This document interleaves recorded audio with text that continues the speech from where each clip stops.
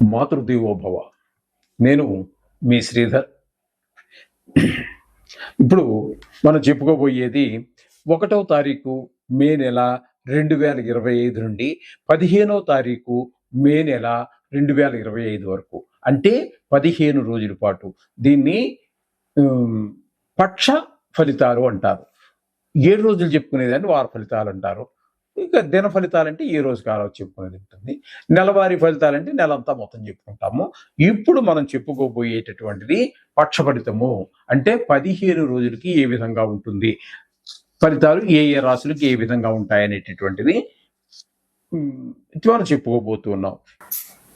కర్కాటక రాశి వారికి 1వ తారీఖు 5వ నెల 2025 నుండి 15వ తారీఖు 5వ నెల 2025 వరకు ఈ 15 రోజులు పక్ష ఫలితాలు ఏ విధంగా ఉంటాయనేది సశాస్త్రీయమైన పద్ధతిలో తెలుసుకునే ప్రయత్నం చేద్దాము. ఇందులో అతిశయోక్తులకి తావే లేదు.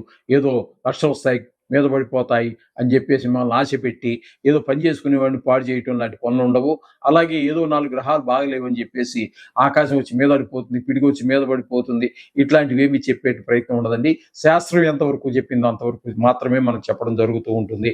ఇకపోతే ఈ కర్కాటక రాశి వారికి కనుక మనం తీసుకున్నట్టయితే, కర్కాటక రాశి వారికి జన్మంలోనే కుజుని యొక్క సంచారం జరుగుతున్నది. జన్మంలోనే కుజుని యొక్క సంచారం శుభ ఫలితములను ఇవ్వజాలదు. తద్వారా ఆలోచన విధానంలో తేడా ఉంటుంది, గాయాలు అయ్యేటట్టు అవకాశం ఉంటుంది, మాటల్లో కఠినత్వం పెరుగుతూ ఉంటుంది, కొంచెం అహంకారపూరితంగా ప్రవర్తించేటటువంటి అవకాశం కూడా ఎక్కువగా ఉండేటువంటి అవకాశం ఉంది ఈ జన్మంలో కుజుని వలన. ఇకపోతే తృతీయ స్థానంలో కేతు యొక్క సంచారం జరుగుతోంది.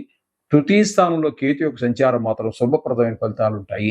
వీరికి ఈ కర్కాటక రాశి వారికి ఇరుగు పొరుగు వారు, ఉద్యోగ స్థలంలోను వ్యాపార స్థలంలోను, మీకంటే ఉన్నత స్థితిలో ఉన్నవారు, కింద స్థితిలో ఉన్నవారు, సమాన స్థాయిలో ఉన్నటువంటి వారు కూడా మనసా వాచా కర్మణ మీకు అన్ని సహకారాలు అందించడం ద్వారా మీరు ఒక మెట్టు పైకి ఎక్కడానికి అవకాశం ఏర్పడే అవకాశం ఇక్కడ కేతు భగవానుడు మీకు కల్పిస్తూ ఉన్నాడు. ఇకపోతే భాగ్యస్థానంలో శుక్ర, శని, రాహు, బుధుల యొక్క సంచారం జరుగుతోంది. 4 గ్రహాలు.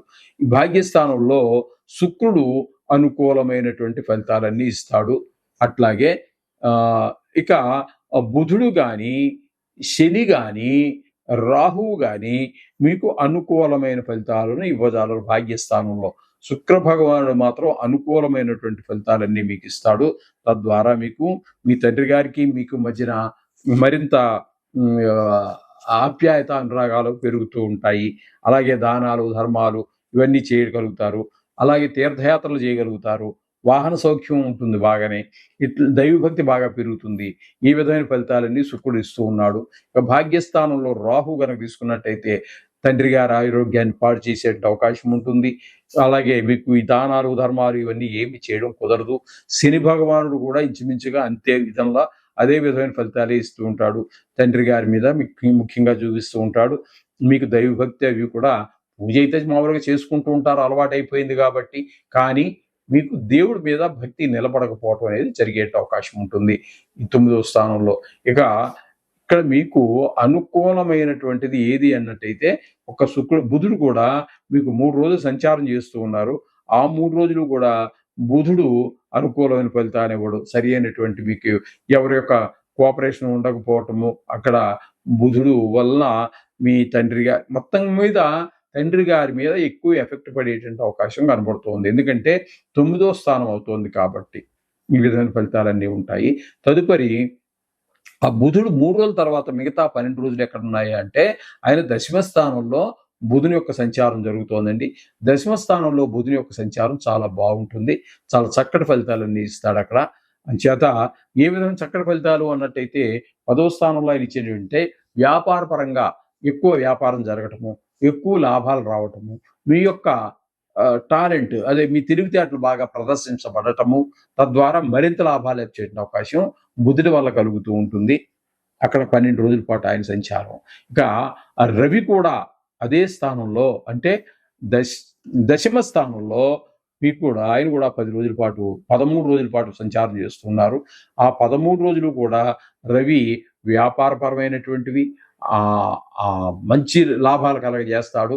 అలాగే ఆరోగ్యాన్ని మాత్రం బ్రహ్మాండమైనటువంటి ఆరోగ్యాన్ని ప్రసాదం చేస్తూ ఉంటాడు మీకు ఆయన. అలాగే మీకు వృత్తి ఉద్యోగాలలోనూ ఉంటుంది. మంచి కీర్తి ప్రతిష్టలొస్తాయి. ఇప్పుడు సొంత వ్యాపారం అంటే లాభం వస్తుంది. గవర్నమెంట్ ఉద్యోగస్తుడికి ప్రతిరోజు లాభం ఎక్కడొస్తుందండి ఇందులో? అంచేత రాదు కాబట్టి మంచి కీర్తి, మంచి పనిచేసావయ్యా, మంచి పని అని చెప్పి మంచి కీర్తి ప్రతిష్టలు వచ్చేటువంటి అవకాశం ఉంటుంది.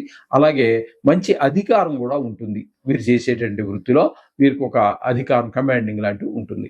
ఈ విధమైన ఫలితాలన్నీ దశమ స్థానంలో రవి యొక్క సంచారం వల్ల కలుగుతున్నాయి. ఇకపోతే ఏకాదశ స్థానంలో రవి 2 రోజులు. మొత్తం రవి 13 రోజులు దశమ స్థానంలోను, 2 రోజులు ఏకాదశ స్థానంలోనూ కూడా మంచి ఫలితాలు ఇస్తూ ఉన్నారు. అంతా లాభప్రదంగా ఉంటుంది. ఇక గురువుని తీసుకున్నట్టయితే 13 రోజుల పాటు చక్కటి ఫలితాలన్నీ ఇస్తూ ఉన్నారు. ఇక 2 రోజులు మాత్రం వ్యయ స్థానంలో ఉన్నారు. దాన్ని పక్కన పెట్టండి. ఏకాదశ స్థానంలో ఉన్నప్పుడు మంచి లాభాలు, ధనార్జన, వ్యవహార శైలి, వ్యవహారంలో నైపుణ్యం ఇట్లాంటివన్నీ కూడా మనకి చాలా స్పష్టంగా అనుభవంలోకి వస్తాయి ఈ కర్కాటక రాశి వారికి. అందుచేత మొత్తంగా చెప్పాలి అన్నట్టయితే ఈ యొక్క కర్కాటక రాశి వారికి కేతు అనుకూలంగా ఉన్నాడు, శుక్రుడు అనుకూలంగా ఉన్నాడు, అలాగే రవి బుధుల పూర్తి అనుగ్రహంతో ఉన్నారు, గురువు కూడా అనుకూలమైనటువంటి పరిస్థితిలో ఉన్నాడు 13 రోజులు. అందుచేత మొత్తంగా ఇక్కడ మనం చెప్పాలి అన్నట్టయితే 5 గ్రహాల యొక్క అనుగ్రహం మనకి ఈ కర్కాటక రాశి వారికి కనిపిస్తూ ఉన్నది. అందుచేత చాలా బాగుందని చెప్పొచ్చు.